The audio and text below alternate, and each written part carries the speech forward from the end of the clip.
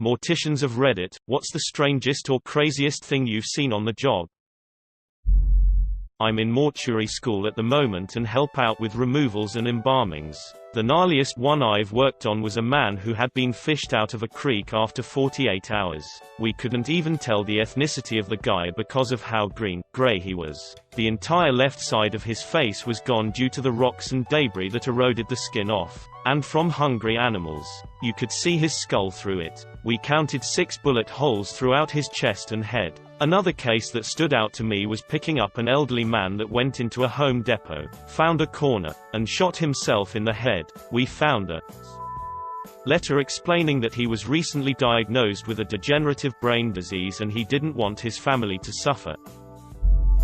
I worked on most funerals, including funeral masses for my family business. Young guy dies of leukemia, early 20s. He's well known and loved in the community. Prior day's visitation afternoon and evening was packed. Morning of the funeral. Family and friends are at the funeral home. Most people have gone directly to the church waiting for the funeral mass. So the dude's thing in life was collecting wind-up toys. Before the casket was closed, note this was a beautiful sky blue metal casket. Family and friends line up to say goodbye and place a wind-up toy in the casket. We close the casket, put it on the bier, roll it out to the doors where the hearse is waiting. Family is getting cars in line for the procession. Pallbearers load the casket into the hearse and off we go to the church. My dad is leading the funeral. My uncle is on the front of the casket, I'm at the back. Pallbearers on the sides carrying the casket up the church steps. We place on bier and put the funeral pall over the casket, kinda like a drapey cover with a cross used in Catholic funeral masses. The pallbearers step away to take the seats. We are at the back of the church and my uncle is on the front. I'm on the back and we start pushing, rolling the casket to the altar. Every little nudge and one of like a zillion wind-up toys goes off. Bang bang bang bang bang bang, stops, push again, bang bang bang bang, stop, push again, bang bang bang.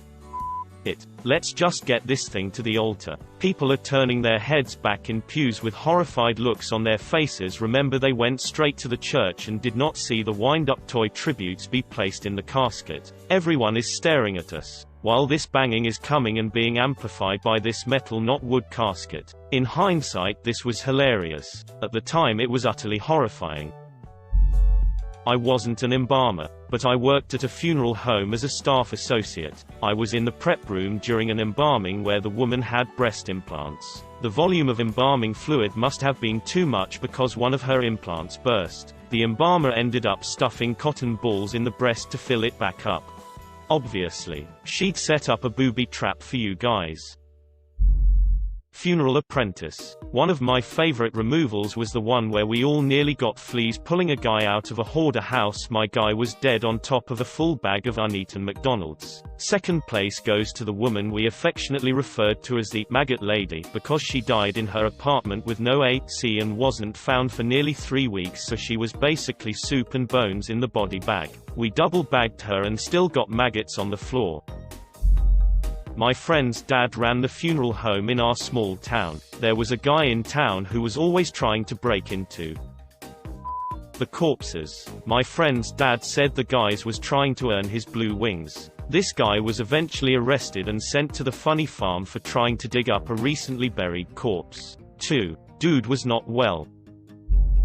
My grandfather was a toxicologist and police detective. Story goes that he was visiting a bar of some sort where they were serving methanol, wood alcohol, which you pretty quickly. He says to the patrons, "Hey, this stuff will you." Patrons say, "We know." Granda says, "Could I get your names and next of kin? It'll make my job easier." So they give them to him. Week later, they're all dead. And what do you know? They did make his job easier.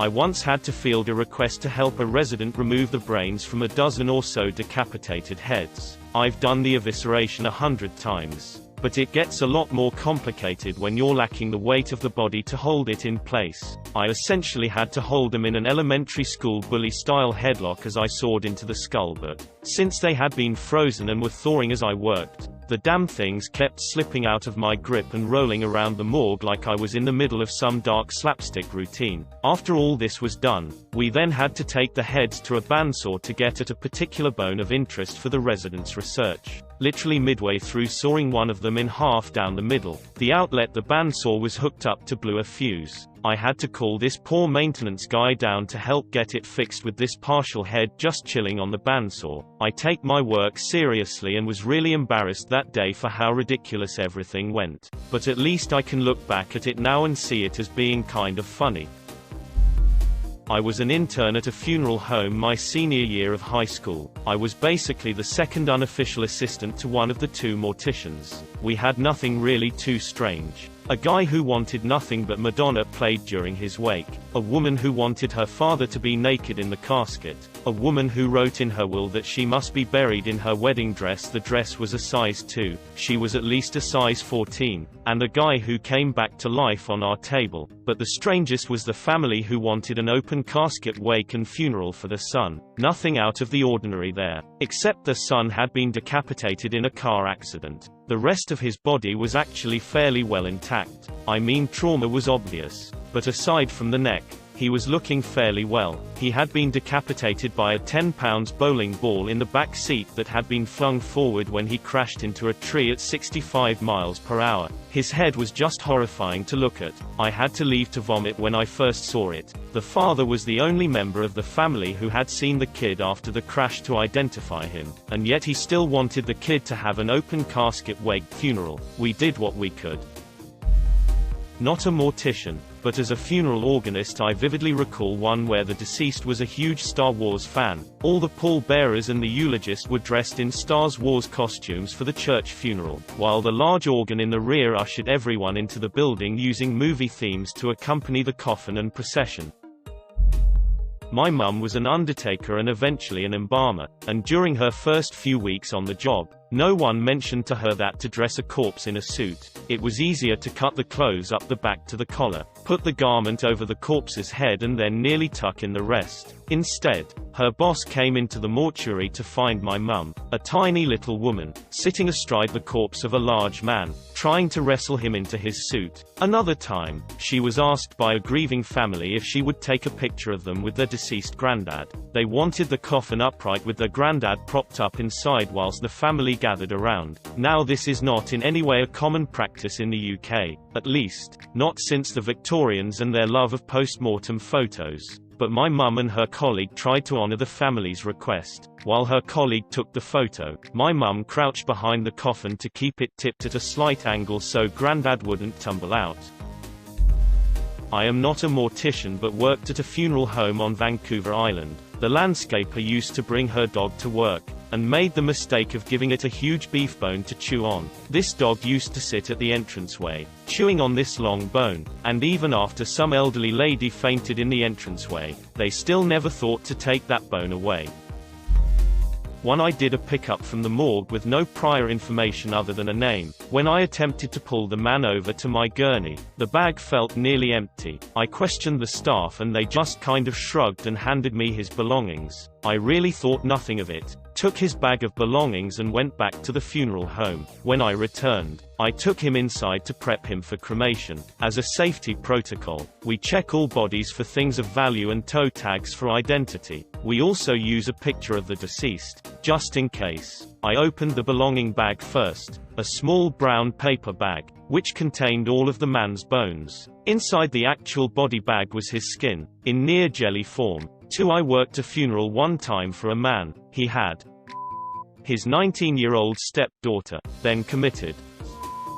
Afterwards, we had police there just in case anyone lost it. Fortunately that did not happen. However, his wife, mother of his stepdaughter, showed up in tears and cried over the casket, repeatedly saying how much she loved and missed him. I attended a funeral that still haunts me 25 years later. If there are any morticians that can please explain why in the world they would ever do this, I'd love to hear the answer. I've told the story before. I went to a funeral for my 20-something cousin when I was about 13. His mother insisted on having an open casket at the funeral. Problem was, he committed by jumping into a quarry, a good 50+ meters into a rock quarry. The casket was only open from the middle of his chest up. He did not have a neck. It was obvious that his head had partially or fully detached from his body, so they shoved it back on there the best they could. On top of that, it was also obvious that he landed on the back of his head. It was pushed down into the pillow to try to hide it, but clearly the back of his head had flattened and his skull shattered on impact. This was 25 years ago and I still have panic attacks when I go to a funeral if I get anywhere near viewing the body.